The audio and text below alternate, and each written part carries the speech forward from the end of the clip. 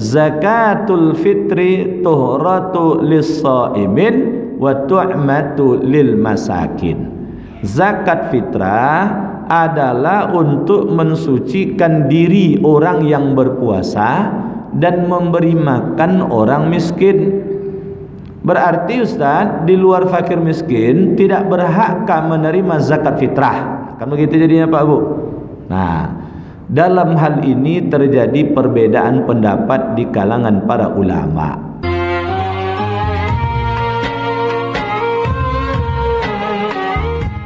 Assalamualaikum warahmatullahi wabarakatuh.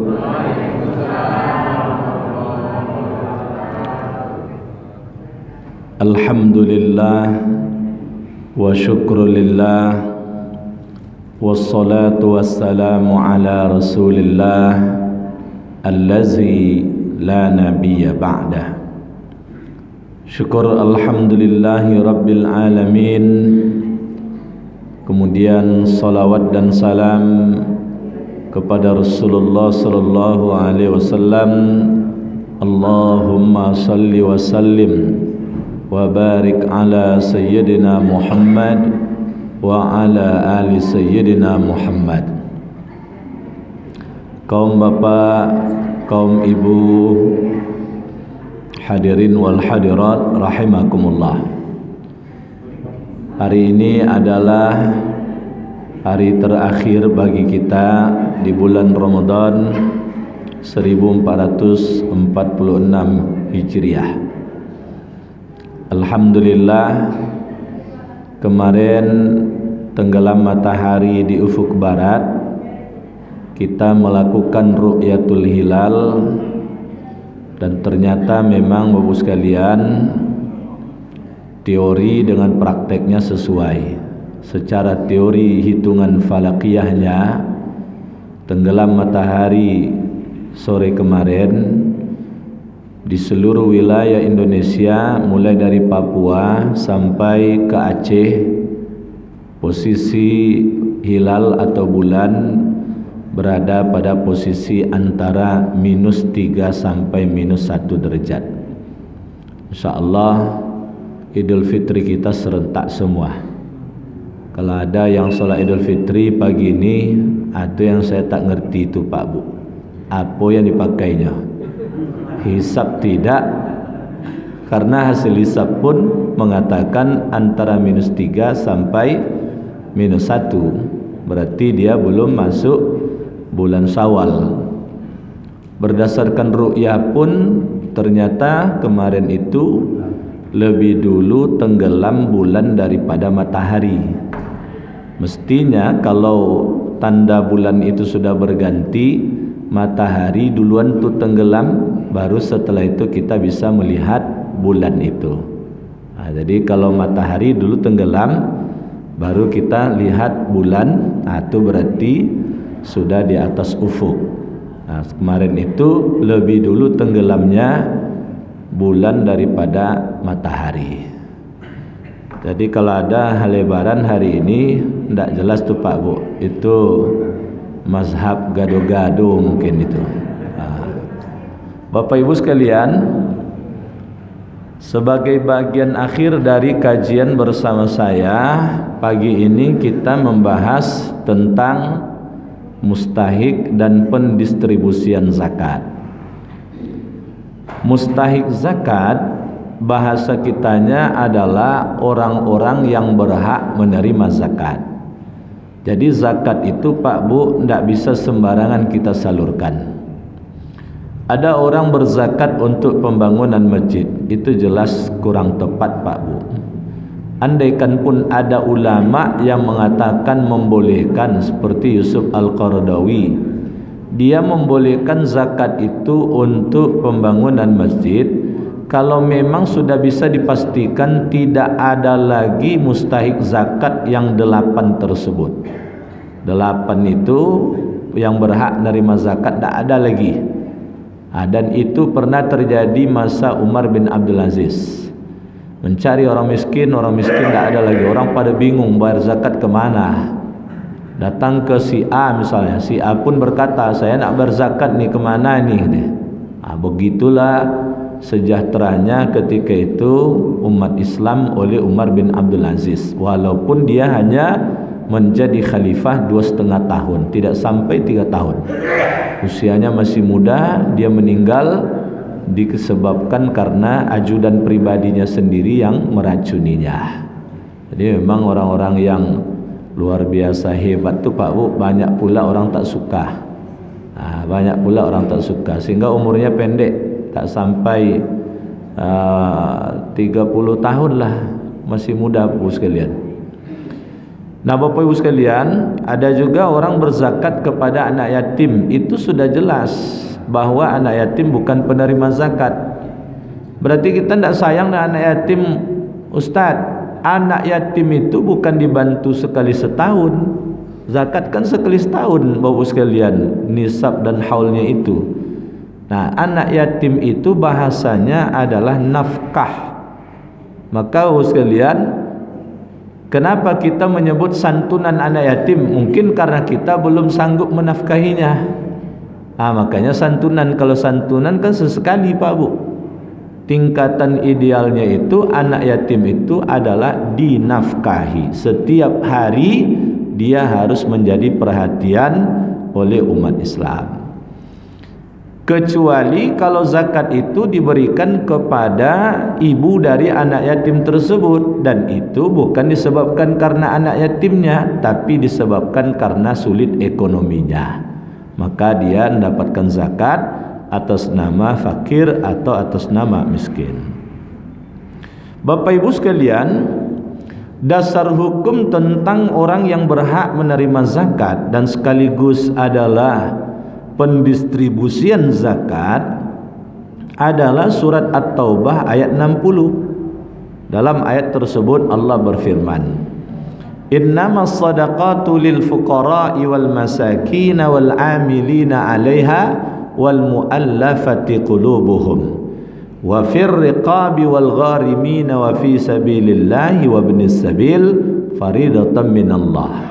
Hanya saja, itu bahasanya Pak Bu, diawali dengan innama.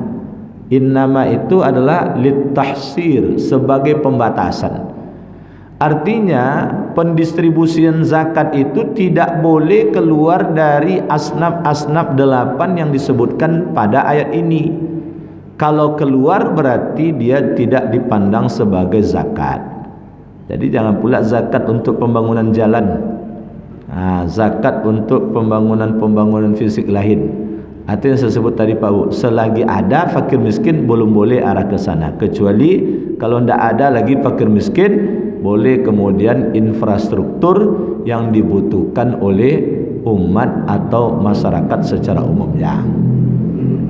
Jadi melalui ayat itu Allah batasi, hanya saja zakat itu milik fakir, miskin, amil, mu'allaf, dan diperuntukkan bagi penyelesaian urusan riqab, budak yang dijanjikan kemerdekaan, gharimin, orang yang terlilit utang yang jatuh tempo, fi sabilillah, orang yang menghabiskan waktunya dalam urusan agama Allah, ibnu sabil, orang yang terputus perbekalannya dalam perjalanan.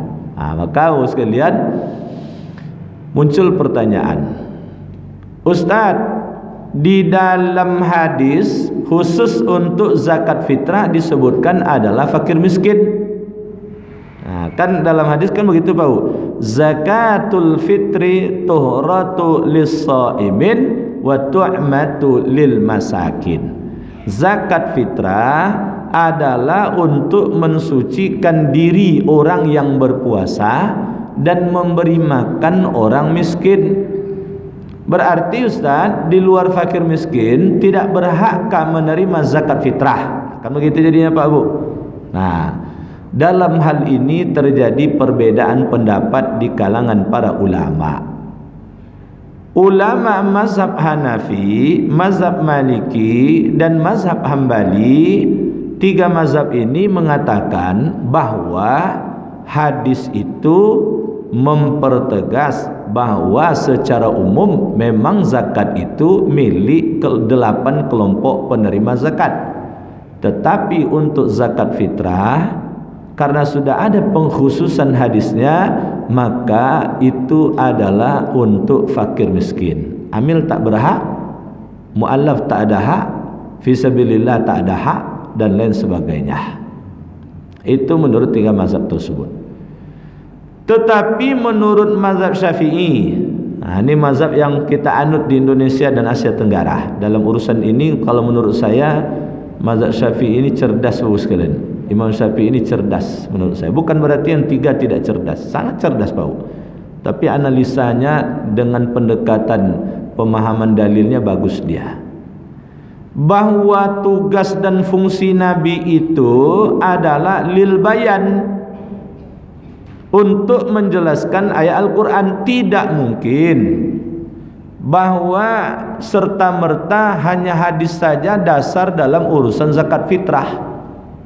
Kalaulah ada ayat yang mengatur tentang distribusi zakat tersebut. Nah, ayat-ayat dulu saya sampaikan Pak Bu, ayat-ayat yang membicarakan tentang zakat, mulai dari harta zakat apa yang harus dikeluarkan, sampai Bapak sekalian kepada siapa yang punya tugas untuk mengurus zakat, lalu kemana distribusi zakat. Itu secara umum ayatnya berlaku untuk zakat mal, zakat harta, dan zakat fitrah.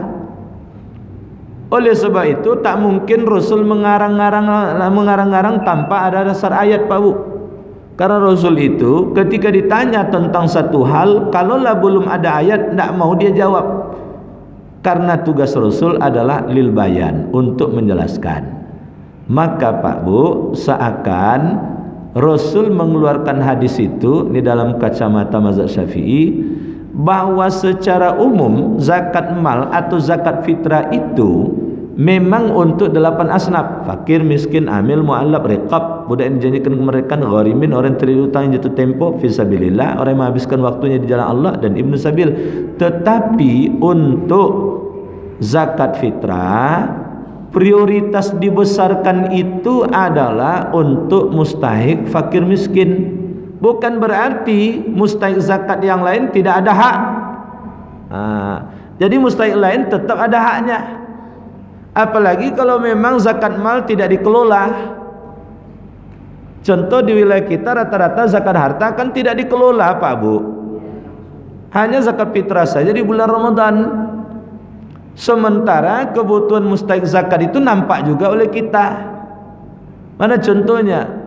Anak-anak yang luar biasa perjuangannya untuk mendalami ilmu agama di pesantren. Itu kalau tidak kuat-kuat motivasinya Pak Bu, banyak yang keluar dari pesantren. Saya di keluarga saya saja misalnya Pak Bu, itu mencari kader yang akan melanjutkan saya ke depan, itu sulit Pak Bu. Ada sepupu saya masuk pesantren, seminggu lah loncek pagarnya. Seminggunya Pak Bu lah loncek pagar pulang ke rumah. Kadang-kala salah maknya juga. Begitu anakku ditinggal di pesantren, menangis seyoyonya. Macam anakku nak akan balik-balik lah. Tentu anak tadi terkonang, jadinya akhirnya Pak Bu, emak ni ketika selesai masak teringat juga anaknya. Dia, anak awak entah apa makan ni pesantren gonya. Awak ambil gulai tapa siko katanya. Anak awak entah apa makannya. Tahu, tempe, sayur toge, atau direbus-rebus lah sayur. Tentu anak tadi begitu makan sayur tahu tempe toge tadi Pak Bu, 3T. Tahu, toge, tempe, 3T itu Pak Bu.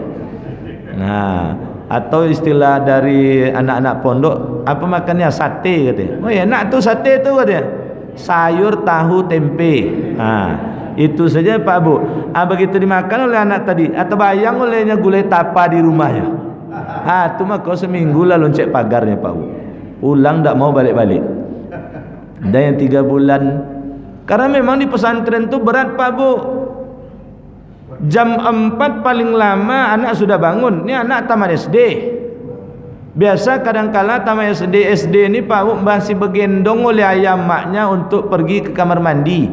Dia sudah masuk pesantren Pak Bu. Pakaian asal selesai pakai di mana dibuka di situ terserak saja. Tiba di pesantren dia pula nyuci sendiri. Maka disinilah motivasi dari zakat tadi agar anak ini semangat. Walaupun tidak terlalu besar Pak Bu. Saya dulu ketika masuk pondok Pak Bu, itu tiap tahun dapat zakat fitrah. Senang betul hati Pak Bu.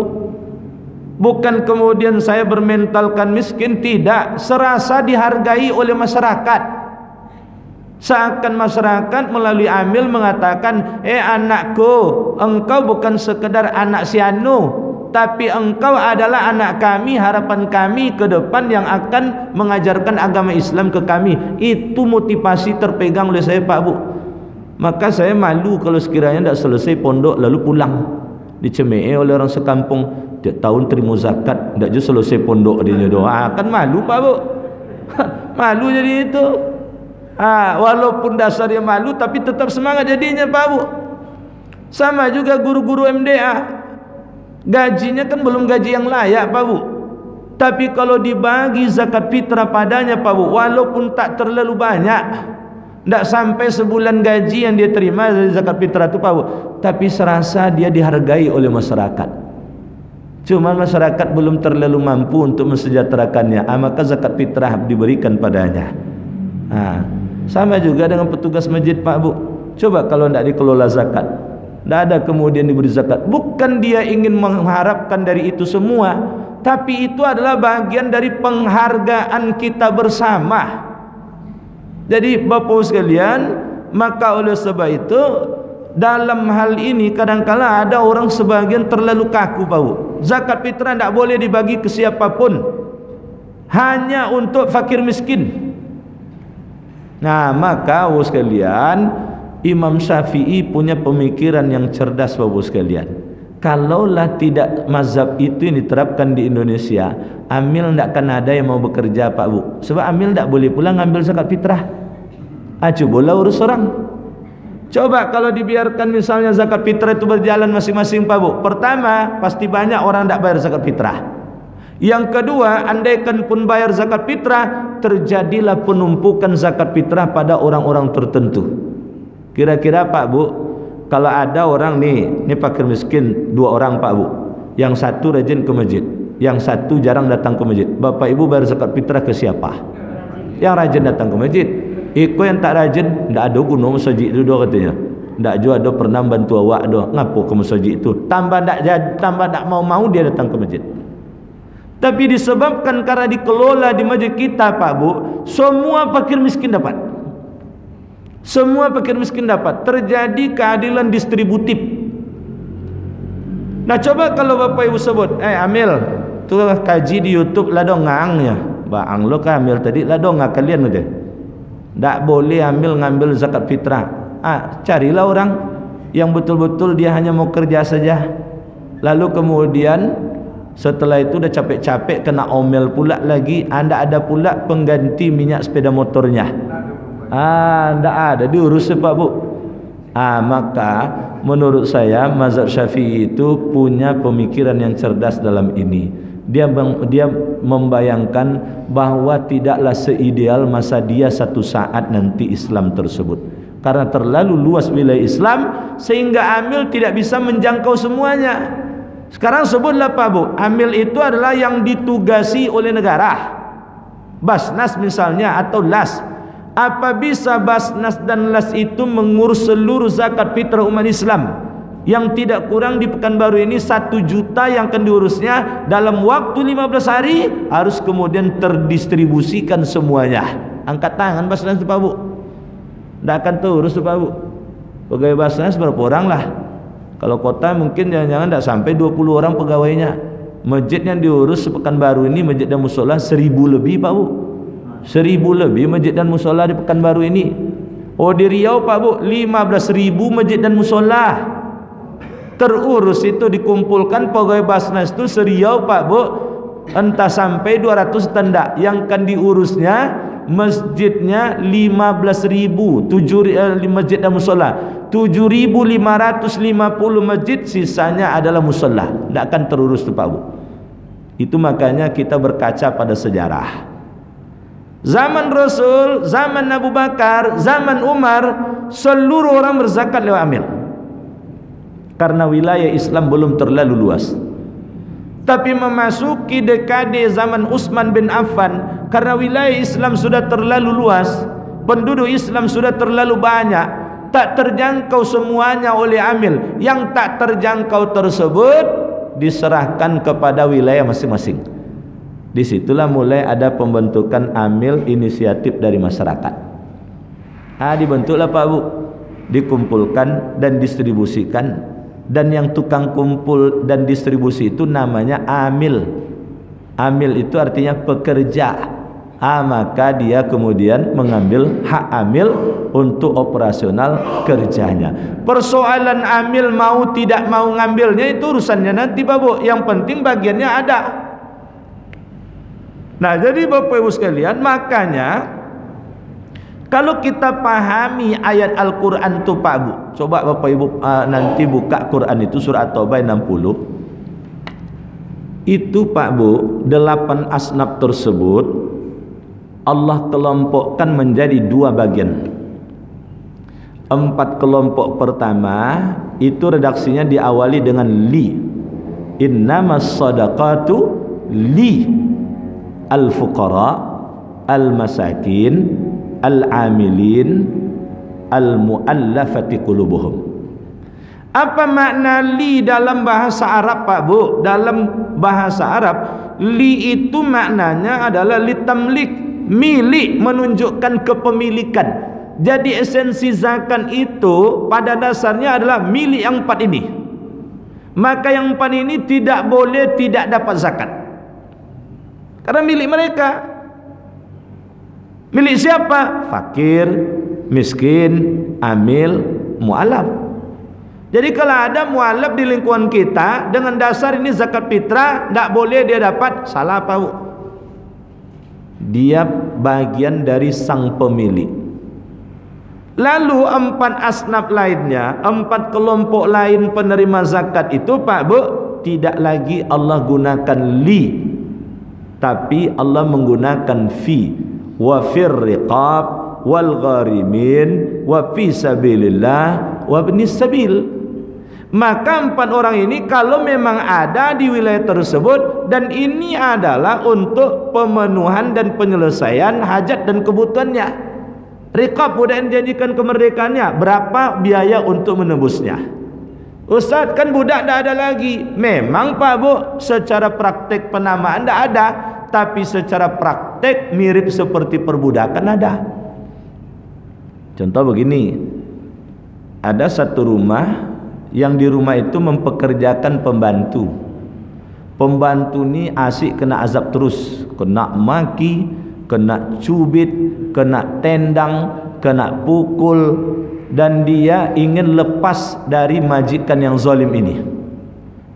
Tetapi tidak bisa lepas. Karena ketika dia akan lepas, apa kata majikannya? Bisa engkau lepas, tapi ongkos pesawat engkau ke sini, biaya awal engkau ke sini ganti dulu 12 juta katanya. Pak Bu, tebus 12 juta ini. Ini orang hakikatnya sudah diperlakukan seperti budak. Itu boleh ditebus tuh Pak Bu. Atau orang yang tertipu, dia katanya mau dipekerjakan di mana? Di kafe misalnya. Bayangannya kafe itu tempat orang nongkrong ngopi-ngopi saja. Kan banyak kafe itu Pak Bu. Ada ke tempat rumah saya sana di Jalan Arifin Ahmad tuh sebanyak-banyak kafe itu. Tempat orang ngopi. Bahkan siang puasa Ramadan kau pun buka jadi situ tuh Pak Bu. Hoki seramai-ramai situ Pak Bu. Payah nyusun parkirnya Pak Bu. Saya kalau pagi lewat situ, kok apalah ramai-ramai itu. Baru dapat informasi, hoki itu ndak orang Islam punya Ustaz katanya. Jadi sehingga dia buka. Yang makan situ orang Islam. Tuan ya. Yang makan situ orang Islam. Jadi Bapak sekalian, di situ tidaklah tempat mabuk-mabukan dan lain sebagainya. Jadi akhirnya dia percaya, rupanya dia dipekerjakan di kafe, tapi kafe remang-remang. Di situ ada minum minuman keras, di situ ada judi, di situ ada, dia dijadikan, mohon maaf Pak Bu, sebagai pelayan lelaki hidung belang. Hidungnya tidak berwarna-warna, ada Bu lelaki hidung belang tu Bu. Jangan berarti macam saya beraustad, hitam putih ada tidak. Perangainya tidak joleh Pak Bu. Akhirnya Pak Bu, begitu dia kaget ingin keluar, tidak bisa keluar. Karena mungkin dia tinggal di kampung pelosok, dibiayai dia Pak Bu sampai ke sini habis 20 juta. Dan dia baru bisa keluar kalau dia membayar 20 juta. Ini namanya budak nih Pak Bu. Walaupun tak disebut budak, dia diperlakukan seperti budak.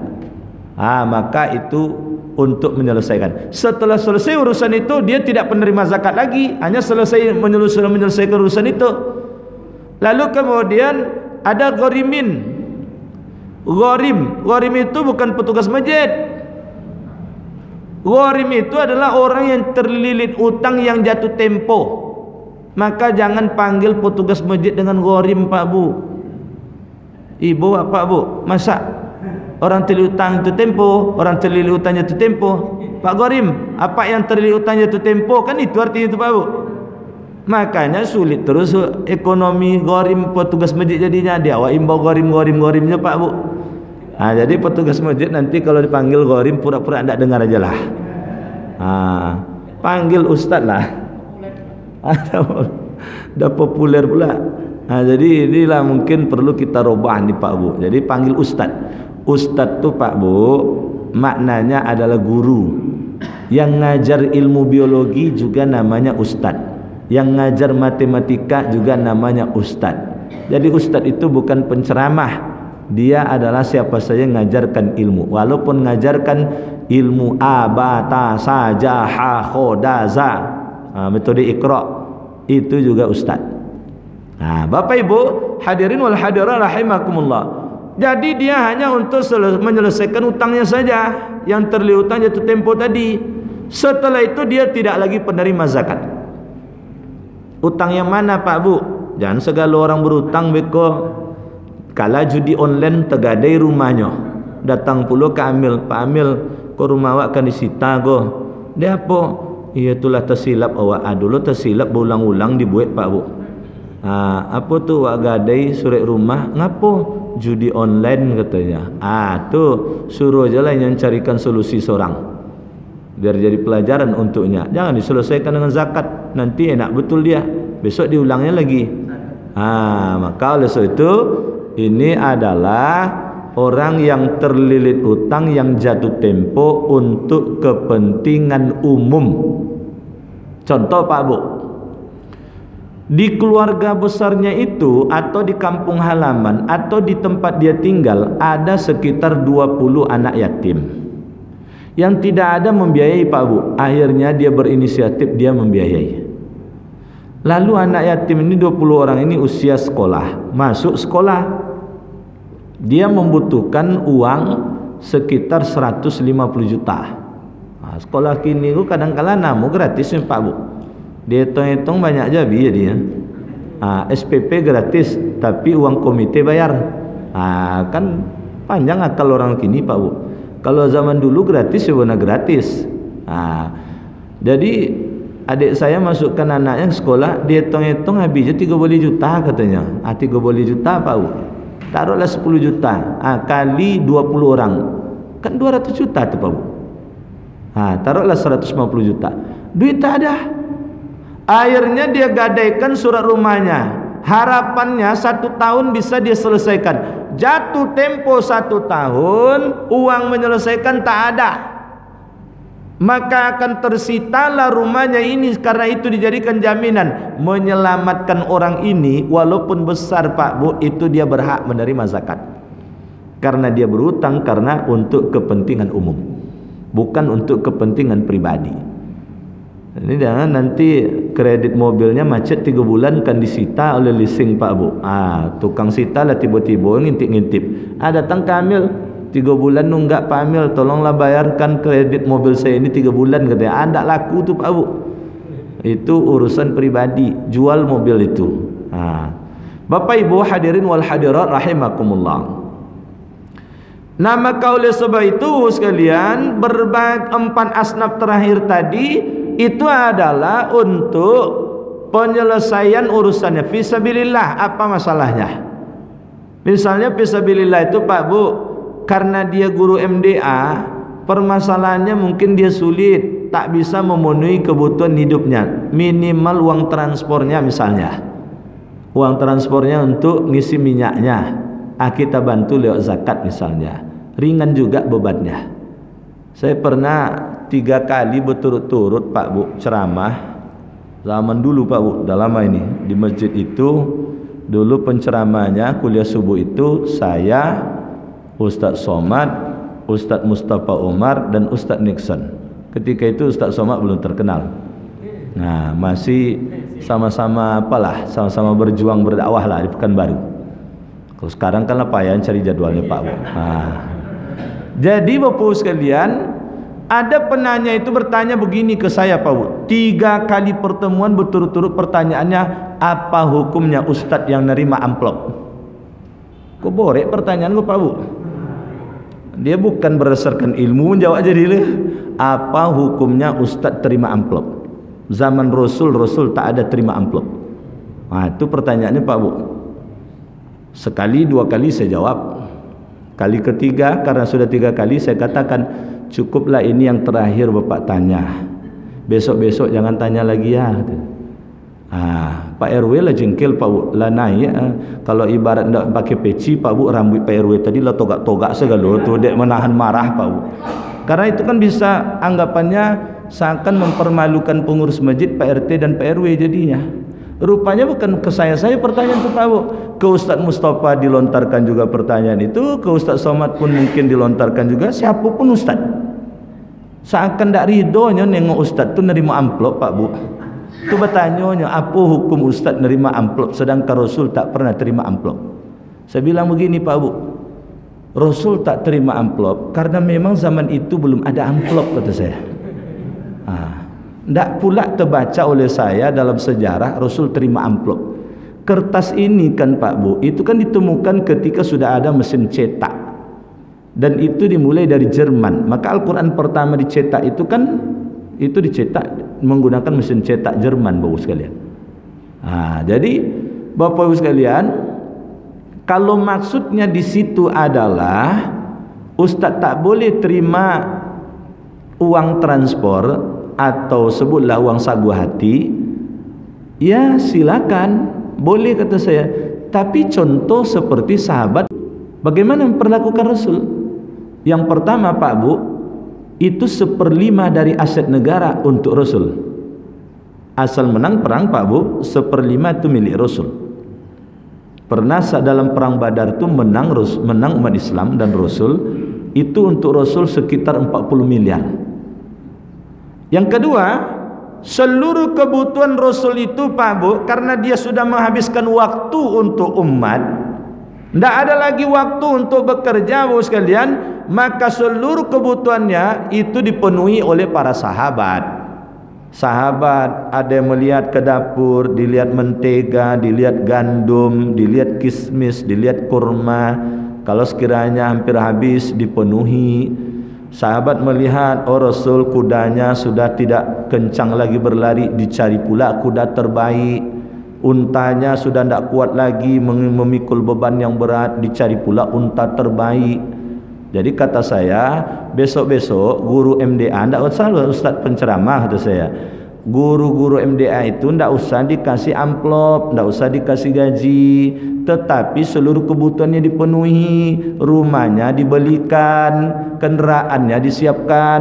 Kendaraan jangan kendaraan sembarangan, yang terbaik kata saya. Belikan dia Land Cruiser kata saya. Untuk perjalanan jauh, mana tahu dia mau pulang kampung nanti. Untuk perjalanan dekat, belikan dia sedan Camry kata saya. Nanti guru MDA itu tak perlu dikasih uang. Iko sudahlah guru MDA tu 250.000 gaji sebulannya. Bertanya lo keikhlasan guru MDA gue macam apa gue Ustaz? Dia ngajarkan Al-Quran tapi kemudian dia nerima honornya. Tiba guru bahasa Inggris 250 tu 40 kali pertemuannya Pak Bu. Anda ada dipersoalkan dia dah. Tapi tidak jamaah sini saya sebut ni Pak Bu, tempat lain ni. Tempat lain tu kadang-kadang berhitungnya tinggi betul Pak Bu. Nah, jadi Bapak Ibu sekalian, maka ada asnaf fisabilillah tersebut, itulah fungsinya Pak Bu. Seakan seluruh zakat yang ada itu 1/8 itu adalah untuk fisabilillah. Siapa fisabilillah itu Pak Bu? Kalau zaman Rasul kan pasukan perang. Pasukan perang yang tidak dibiayai oleh negara dalam urusan perangnya. Ibaratnya mereka adalah relawan-relawan yang membiayai diri sendiri, baik keluarga yang ditinggalkan ataupun biaya dia selama berperang. Maka disinilah fungsi zakat. Nah, jadi artinya Pak Bu, kalau ada orang menghabiskan waktunya dalam urusan agama, dia sudah digaji tapi belum memenuhi kebutuhannya, itu fisabilillah. Apalagi kalau tidak digaji. Tapi kalau dia sudah digaji dan sudah memenuhi kebutuhannya, maka sebaiknya fisabilillah ini tidak lagi menerima zakat. Saya selalu ke ustaz-ustaz setiap saya menjadi narasumber tentang zakat ini, saya sampaikan, saya bawakan ke diri saya fisabilillah, karena hari-hari saya ngurus agama semuanya. Nah, hampir ya tidur aja tidak ngurus agama ibaratnya Pak Bu. Saya kan butuh buku, beli buku dan sebagainya, belajar dan belajar, lalu ilmu disampaikan ke jamaah. Tetapi saya Pak Bu, hari Senin atau selama hari kerja kan sudah digaji oleh negara. Sudah digaji oleh negara. Gaji pokok saya, gaji saya ada, tunjangan kinerja saya ada, uang makan saya ada. Apalagi zaman sekarang Pak Bu, saya sudah ibaratnya pejabat eselon 3 di Kementerian Agama Provinsi Riau. Itu tukinnya jauh lebih besar daripada yang lain.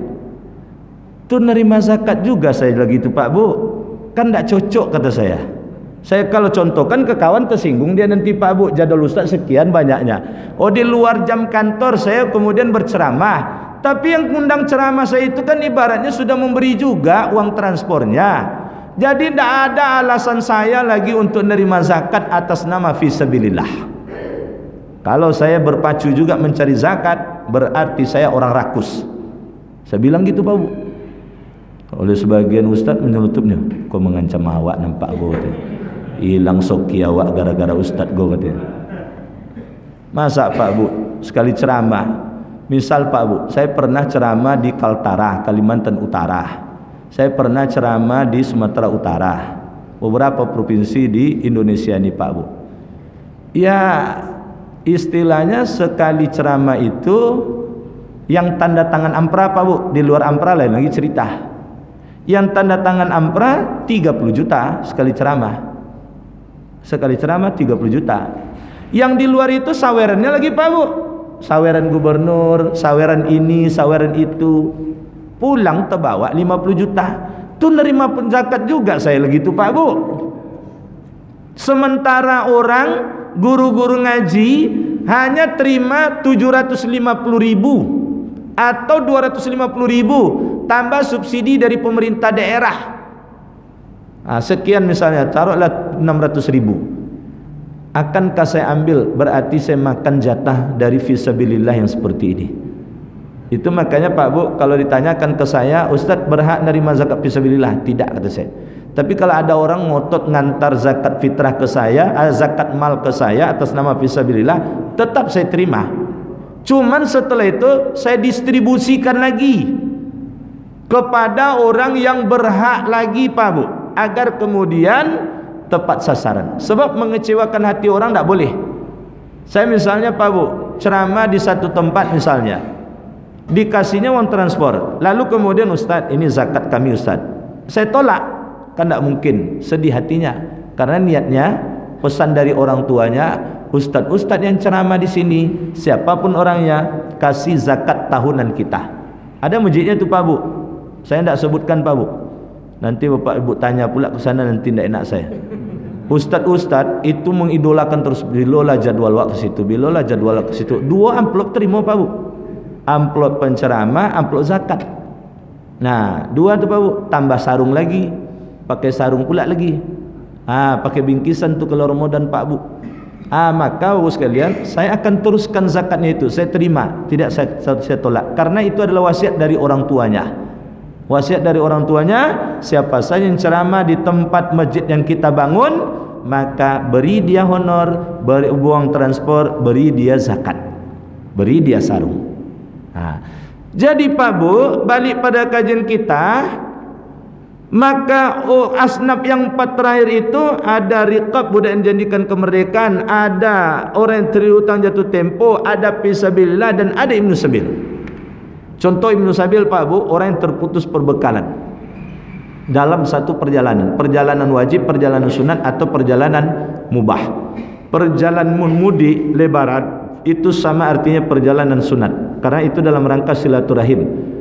Itu makanya kita dari Kementerian Agama menghimbau seluruh masjid dan musola yang berada di pinggir jalan lintas, baik lintas timur, lintas tengah, ataupun lintas barat, agar 24 jam dibuka untuk membantu ibnu sabil ini.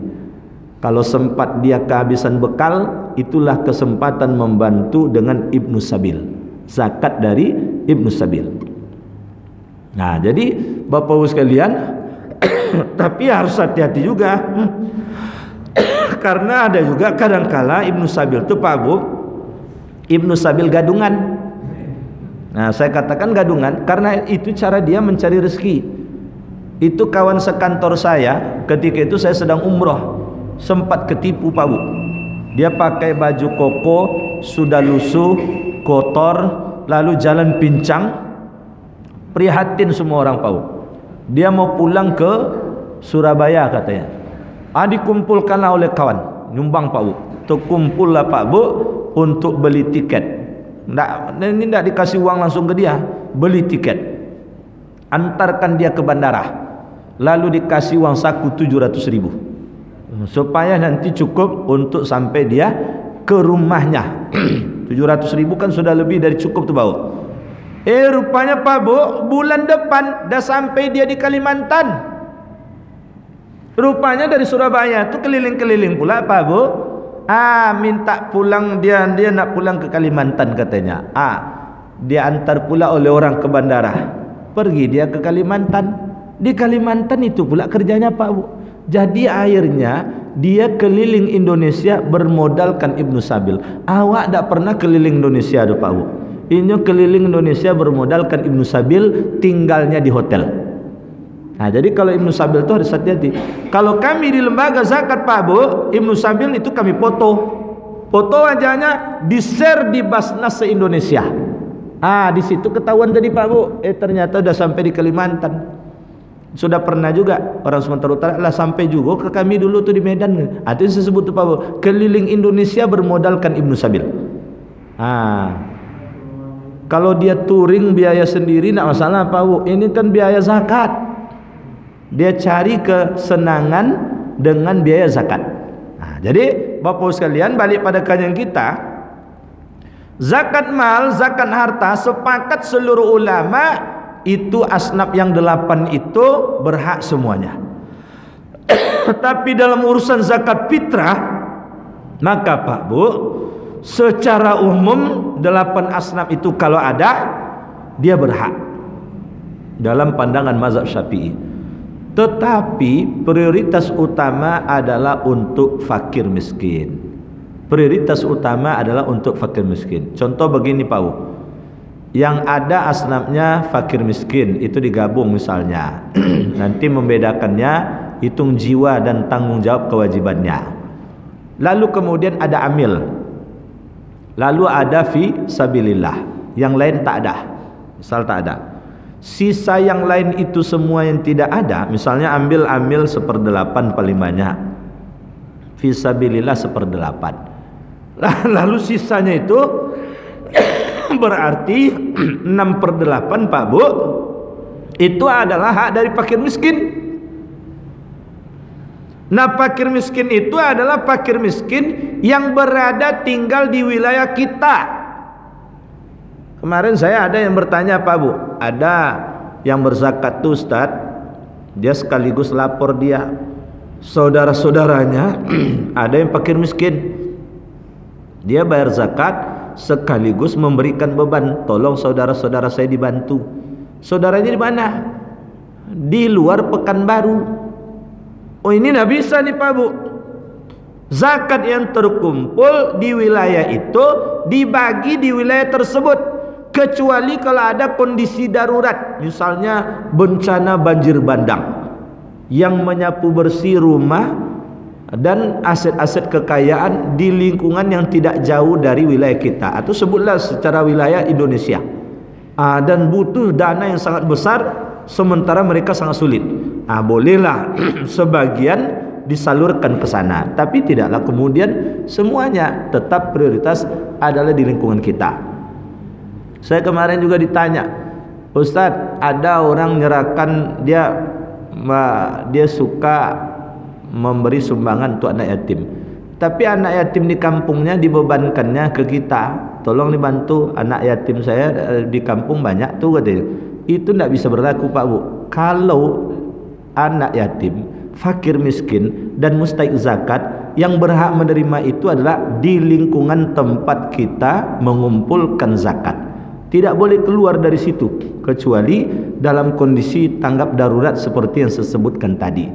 Nah, oleh sebab itu Bapak sekalian, karena memang zakat fitrah ini adalah prioritasnya untuk fakir miskin, andaikan ternyata amil tidak banyak, maka amil tidak banyak, fisabilillah tak pula banyak jumlahnya. Oleh sebab itu tidak mesti 1/8 itu diambil oleh amil dan fisabilillah. Maka fisabilillah itu Pak Bu tidak boleh terlalu longgar. Mustahik fisabilillah tak boleh karet Pak Bu. Karet itu kan bisa ditarik kemana-mana. Semua fisabilillah, semua dianggap fisabilillah. Ketua RT lah fisabilillah loh, ya, ketua RW fisabilillah, ketua pemuda fisabilillah, ketua dan pengurus majelis taklim lah fisabilillah pula, tukang ngurik fisabilillah pula, tukang gali kuburan lah fisabilillah jo, atau ketua karang taruna lah fisabilillah jo, habi de fisabilillah jo le Pak Bu. Jadi Pak Bu, fisabilillah itu orang yang memang hari-harinya mengurus urusan agama.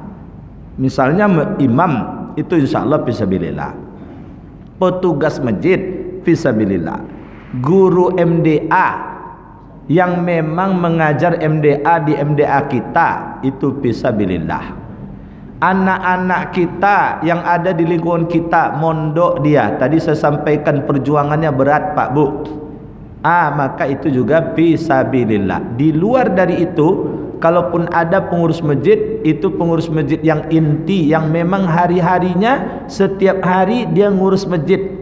Jangan sampai 30 orang pengurus masjid, nanti 30-nya fisabilillah. Pengurus RT ada 25 boleh, pengurus RW ada 20, pengurus majelis taklim ibu-ibu ada 25 boleh.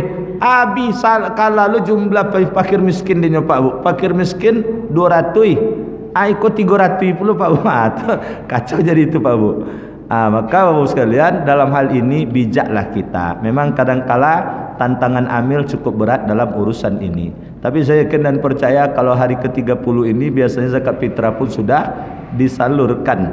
Nah, untuk ke depan disitulah mungkin perlu kehati-hatian kita dalam urusan distribusi zakat ini. Sampai di sini kalau ada yang ingin bertanya, ya silakan Pak Haji, nanti baru Ibu ya.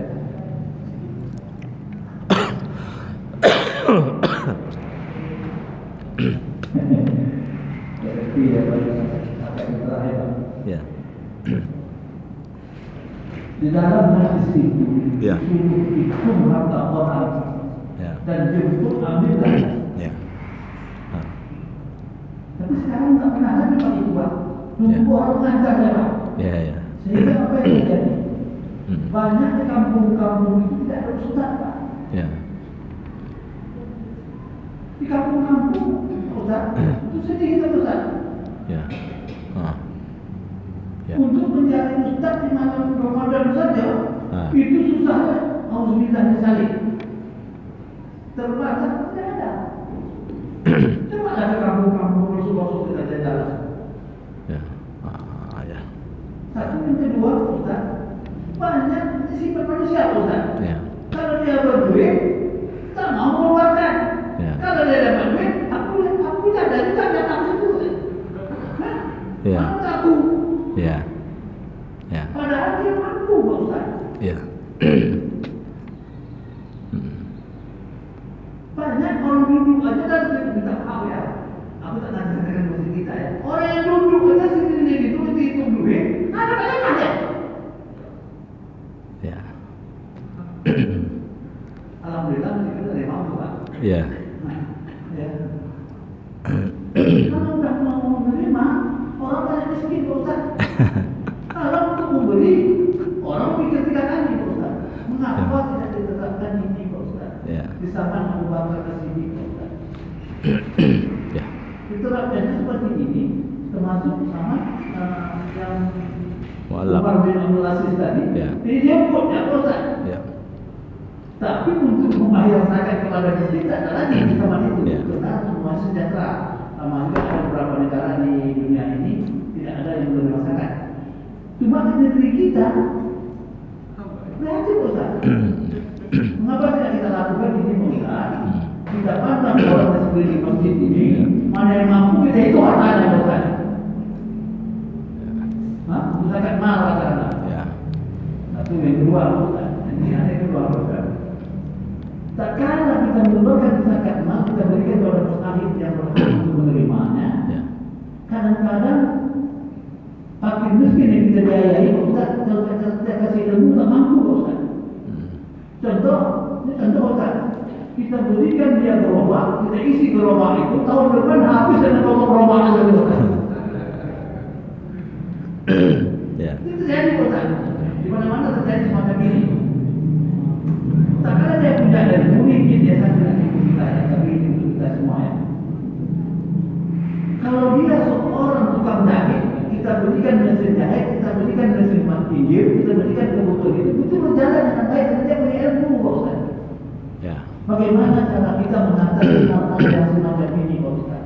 Terima kasih. Assalamualaikum warahmatullahi wabarakatuh. Waalaikumsalam warahmatullahi wabarakatuh. Jadi Bapak Ibu, amil itu dia punya tugas pokok 4, minimal 3 lah. Pertama, mengumpulkan zakat. Yang kedua, mendata seluruh mustahik zakat. Yang ketiga adalah mendistribusikan dan mendayagunakan zakat. Minimal 3, idealnya ke 4. Pertama adalah pemetaan terhadap muzaki, lalu kemudian ditarik zakat, pemetaan mustahik zakat, distribusi dan daya gunakan zakat. 4 itulah tugas amil. Kalau untuk zakat fitrah kita maklumi, Pak Bu, amil tidak datang rumah ke rumah karena terlalu berat. Karena datang pun ke rumah belum tentu yang di rumah itu ada. Kalau untuk zakat fitrah, atau ada di rumah kadangkala punya alasan juga, belum sekarang lagi, nantilah katanya. Si kena tunda-tunda aja, amil dah malas pula zakat fitrah. Tapi dalam zakat mal idealnya memang surah At-Taubah 103 itu memang diterapkan, khuz min amwalihim shadaqatan. Wahai amil, ambillah zakat sebagian harta dari orang kaya itu sebagai zakat. Maka memang sama Rasul tunjuk itu. Misalnya Abu Lubabah, Rasul tunjuk untuk kampungnya. Jadi diambil itu dari orang kampung itu, namanya Abu Lubabah. Dia yang tahu siapa orang kaya, dia yang tahu siapa yang mustahik zakat, fakir miskin. Akhirnya dia datangi. Siapa yang tidak mau menyerahkan zakat, dilapornya ke Rasul. Rasul ibaratnya kepala negara. Nah, Bapak Ibu sekalian, di negara kita ketegasan hukum seperti itu belum ada. Ada, Pak Bu, tapi belum ada yang berani melaluinya. Contoh begini, saya tahu Bapak itu zakatnya 2 miliar. Kalau 2 miliar berapa tuh, Pak Bu? Dia 2,5%. Berarti penghasilannya berapa ratus juta itu? 200 juta ya? 200 miliar. Enggak ya. Nanti hitunglah.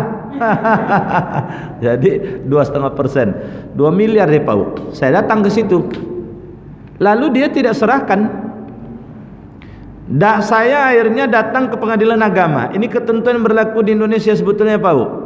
Saya datang ke pengadilan agama, saya daftarkan perkara bapak itu tidak mau menyerahkan zakat ke saya, sementara saya adalah pengurus Basnas yang diberi kewenangan oleh negara untuk mengumpulkan zakat dan mendistribusikan zakat.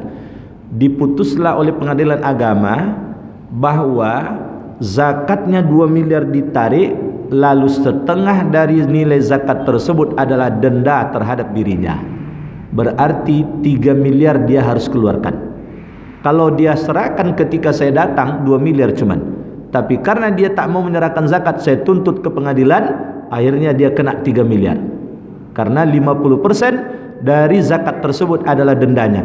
Itu sudah ada peraturan Mahkamah Agung. Saya nomornya lupa, nomor 2 enggak salah ya, tahun 2008. Pasal 751 ke atas itu mengatur tentang hal tersebut. Tapi sekarang tidak ada lembaga yang berani seperti itu. Karena khawatirnya nanti berperkara di pengadilan itu pakai biaya mano pula. Nyewa pengacara sampai selesai minimal 50 juta. Yuk kalau menang, kalau sampai kalah. Kalau sampai kalah misalnya Pak, akan si biaya mana? Diambil biaya amil sendiri kurang rasodenya Pak. Kadang-kala lah jadi amil ko lah gaji godang hanya beli mobil baru lo Pak Bu. Akan keluar lo biaya jatawak dikurangi katanya, ndak do katanya. Itu pula Bu, itu bedanya amil dulu dengan amil sekarang. Nah, jadi secara regulasi sesungguhnya sudah ada hal seperti itu, tapi secara penerapan belum ada yang berani dalam urusan ranah seperti itu. Jadi idealnya memang kalau kita bentuk amil di masjid kita, dia datang ke rumah, tujuannya membujuk. Jangan macam Satpol PP pula datang ke rumah orang kaya itu, Pak mana zakat Pak? Kalau enggak disita aku katanya, kalau enggak digusur aku katanya. Nanti tentu marah yang punya harta ini. Dan kalau Pak Bu, ini Pak Bu, ini prinsip dalam agama Islam. Kalau amil itu tahu berapa zakat kita, dia datang ke rumah kita, menagih zakat kita, lalu kita tidak menyerahkannya, dan setelah itu kita berzakat Pak Bu, zakat kita tidak diterima lagi oleh Allah. Amil datang ke rumah saya, dia katakan, saya kalau tengok-tengok gaya Ustadz ni katanya, paling tidak Ustaz zakat 5 juta ni setahun katanya. Dalam hati saya terkicu apa jago mah katanya. Tapi yang 5 juta harus saya serahkan Pak Bu. Boleh jadi zakat saya kan 20 juta misalnya, yang 5 juta saya harus serahkan. Kalau tidak, nanti saya salurkan yang 5 juta itu, zakat saya tidak lagi diterima oleh Allah. Itulah yang terjadi dengan Sa'labah. Kan datang ambil zakat Rasul ke tempat Sa'labah, dihitungnya ternak Sa'labah, lalu ditetapkan ini zakat sebagaimana diajarkan oleh Rasul. Diusirnya Pak Bu amil zakat Rasul itu. Begitu amil zakat tadi menghadap pada Rasul, Rasul mengatakan celakalah Sa'labah, celakalah Sa'labah, celakalah Sa'labah. Sampai kecaman ini ke Sa'labah, dengan penuh ketakutan Sa'labah kumpulkan zakatnya, dia antarkan pada Rasul. Apa kata Rasul? Allah tak terima lagi zakat engkau, aku tak terima zakat engkau. Sampai tidak jelas nasib hidup, tidak pernah tenang Sa'labah itu. Meninggal Rasul, datang dia ke Abu Bakar nyerahkan zakatnya. Apa kata Abu Bakar? Allah tak terima zakat engkau, Rasul tak terima zakat engkau, aku pun tak terima zakat engkau. Begitu sekalian. Maka oleh sebab itu, kalau sudah datang amil jangan ditolak-tolak. Sama juga dengan zakat fitrah. Amil kalau sempat datang, mana zakat fitrah ibu? Enggak, saya nyalurkan sendiri. Salah tuh Pak Bu. Serahkan pada amil. Kecuali kalau amil belum datang, tidak mengingatkan kita. Tapi kan amil seluruhnya mengingatkan lewat corong mik. Maka oleh sebab itu serahkan kepada amil. Kecuali kalau amil tak bisa menjangkau zakat tersebut. Lalu yang kedua, lupa saya jadi. Tentang yang kedua lupa saya jadi tadi.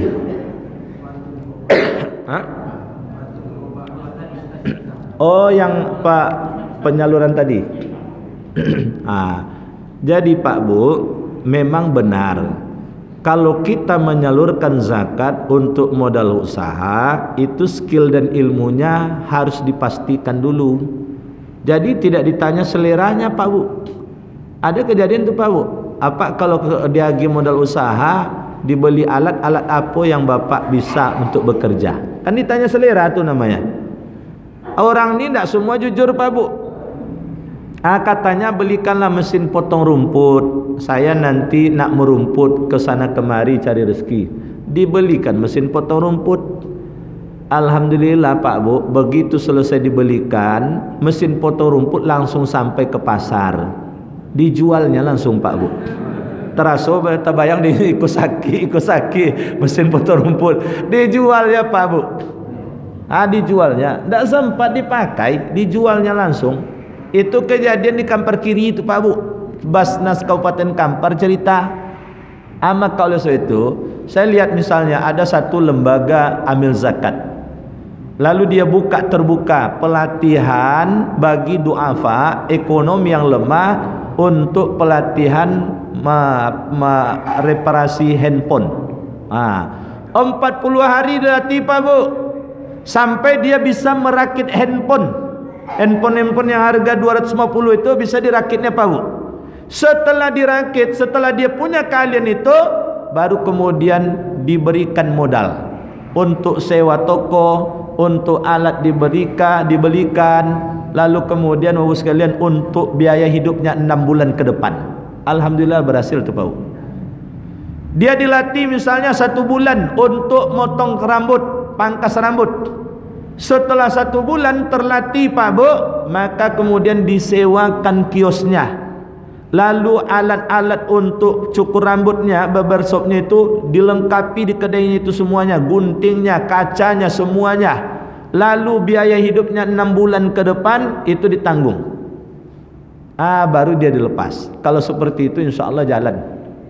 Ikut segala ndak apa anak apanya nak jual minyak katanya. Jual minyak, aku PT 2.500.000 ya katanya. Lalu tempat meletakkan minyak itu kan kayu tuh Pak Bu, kan perlu pula dibuatnya Pak Bu. Abi pula membuat kios tu, kios sederhana pinggir jalan 1 juta. Sementara itu Pak Bu, dia kan butuh hidup juga. Abi lo 500 dinya Pak Bu. Atau apa katanya 1 juta kon untuk modal beli minyak gonyanya. Awak antri lo di sinan katanya. Akhirnya Pak Bu, berubah Pak Bu. Paling kios itu seminggu 3 bulan paling lama tu udah hilang kios dari peredaran tu Pak Bu. Hilang dari peredaran tu. Maka oleh sebab itu dalam zakat mal ini sesungguhnya tujuannya adalah bukan untuk bagi-bagi, tapi untuk pemberdayaan ekonomi. Kalau zakat fitrah memang kebutuhan hari raya. Untuk hari raya itu jangan sampai ada yang bersedih. Tapi di zakat mal itu lebih sasarannya pemberdayaan ekonomi. Itu makanya kata Imam Abu Hanifah, daripada 10 orang diberi zakat mal, tapi tahun depan 10 orang ini tetap jadi orang miskin, lebih baik pilih 1 di antara 10 itu. Mana yang dia punya etos kerja untuk keluar dari kemiskinan. Dilatih skillnya, dimodali dia. Tahun depan tinggal ngurus yang 9 lagi. Tinggal ngurus yang 9. Tiba di kita zaman sekarang mustahik zakat ni tiap tahun kan bertambah terus ni Pak Bu. Fakir miskin tahun ini 100, tahun besok dah 150 juga Pak Bu. Itu kata Pak Haji tadi. Kalau lah urusan berbagi-bagi kok lah banyak je jadi mustahik sado Pak Bu. Sama ibaratnya bantuan-bantuan untuk orang miskin, kadang-kala tukar RT ala bertambah puluh orang miskin tadi Pak Bu. RT dulu sekitar 50-nya, RT kini sogannya menghapus yang 50 tu, ditambahnya iko la miskin pulo ipar wakko, la miskin pulo sepupu wakko, 2 pupu wak, 3 pupu, 4 pupu, dipupun kalinya. Maka itu dalam hal berbagi ini memang kita harus berhati-hati, harus amanah Bapak sekalian. Mungkin begitu komentar saya. Ya, itu cukup atau gimana? Ada dari Ibu satu.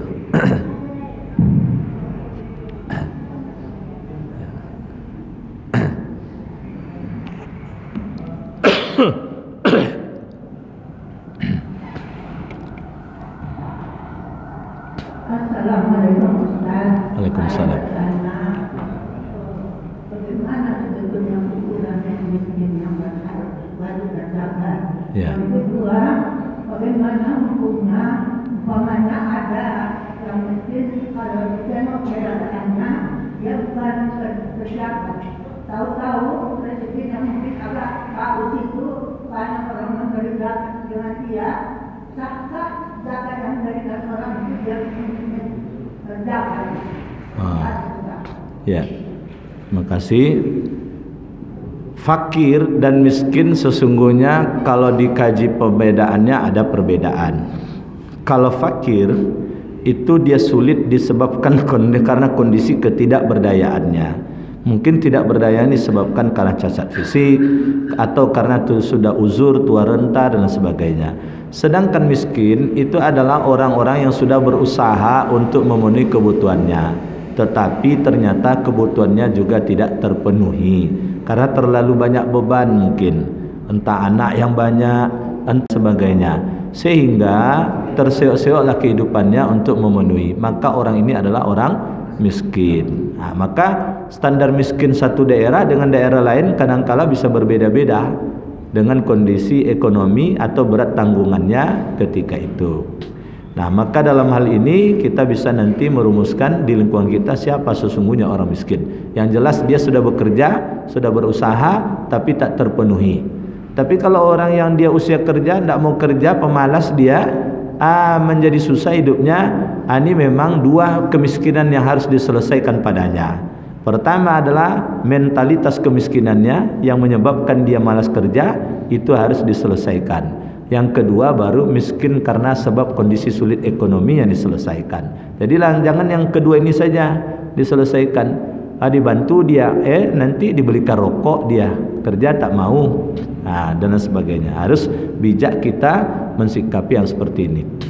Lalu kemudian ada orang miskin, dia banyak mendapatkan zakat, lalu kemudian dia pun berzakat.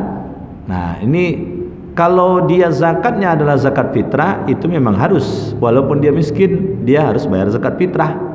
Tapi zakat mal bagi orang yang miskin, yang betul-betul miskin, dia tidak ada kewajiban untuk membayar zakat mal. Karena itu semuanya adalah pemberian dari zakat. Harta zakat tidak ada dibebankan zakat. Harta zakat tidak ada dibebankan zakat. Mestinya dengan harta yang banyak, taruhlah misalnya karena dia punya sanak famili yang banyak, dia miskin. Ada yang ngasih 3 juta, ada yang ngasih 5 juta, bahkan ada yang ngasih 10 juta. Terkumpul uang olehnya 100 juta. Kan banyak tuh. Tidak ada zakat untuknya. Tetapi dia harus berpikir dengan 100 juta itu dia harus keluar dari kemiskinan. Tidak boleh, tahun depan dapat lagi ini zakatlah saya bagi-bagi aja ini. Tidak boleh itu. Berarti dia berusaha melanggengkan kemiskinan. Nah, semua kita harus berjuang keluar dari kondisi kemiskinan. Maka yang tadi itu harus dijadikan olehnya sebagai modal bagi dirinya untuk berusaha agar keluar dari kemiskinan. Jadi kalau sudah ada usaha, tahun depan dia sudah bisa menolak. Saya tidak lagi penerima zakat atas nama fakir miskin. Dia ada orang kadangkala Pak Bu, suka dia menerima zakat atas nama fakir miskin itu. Padahal itu sebetulnya cambuk agar kemudian dia keluar dari kondisi itu, bukan kemudian untuk dilestarikan. Sehingga kalau tidak dapat ngamuk dia. Saya pernah tuh Pak Bu, saya hentikan zakat terhadap ibu tadi karena dia pertama memang dia janda, tapi mustahik janda kan tidak ada. Yang berhak menerima zakat karena janda tidak ada Pak Bu. Nah, rumah petanya sudah 10 petak. Artinya Pak Bu, kalau 601 petak berarti kan dia sudah punya gaji tiap bulan 6 juta. Artinya kalau dia dengan pola hidup sederhana, tidak bermewah-mewah, itu sudah cukup. Jadi dihentikan zakat untuknya. Datang dia Pak Bu, biasa awak, ini Pak Bu, biasa awak. Biasa awak tiap tahun terima zakat. Tiba dia ustaz, ngapa dia dihentikan ya? Jadi saya bilang, boleh kalau ibu mau tetap juga nerima zakat tahun ini. Saya doakan semoga ibu cepat bangkrut dan miskin, biar miskin terus. Semoga 10 petak rumah petaknya itu dibinasakan oleh Allah, entah terpanggangnya, entah hancurnya. Ibu sudah punya 10 petak, kata saya. Jadi zakat ibu sesungguhnya atas nama fakir miskin, bukan karena jandanya, kata saya. Jadi seputusan, ayo kalau ibu terima zakat, sama artinya ibu berdoa semoga cepat jadi miskin lagi. Akhirnya dengan seperti itu tidak usah terpanggang lu rumah petak awak beko Ustaz. Maka sekalian tidak boleh menjadi mustahik zakat abadi. Harus kemudian berusaha keluar. Kalau dapat modal seperti tadi, tidak ada kewajiban zakat padanya, gunakanlah harta itu untuk usaha agar keluar dari kondisi kemiskinan. Mungkin gitu Bu ya. Terima kasih karena waktu sholat sunnah isyraq sudah berjalan. Kita cukupkan sampai di sini. Mohon maaf atas khilaf dan salah. Subhanakallah bihamdika asyhadu an la ilaha illa anta astaghfiruka wa atubu ilaik. Assalamualaikum warahmatullahi wabarakatuh. Terima kasih. Terima kasih.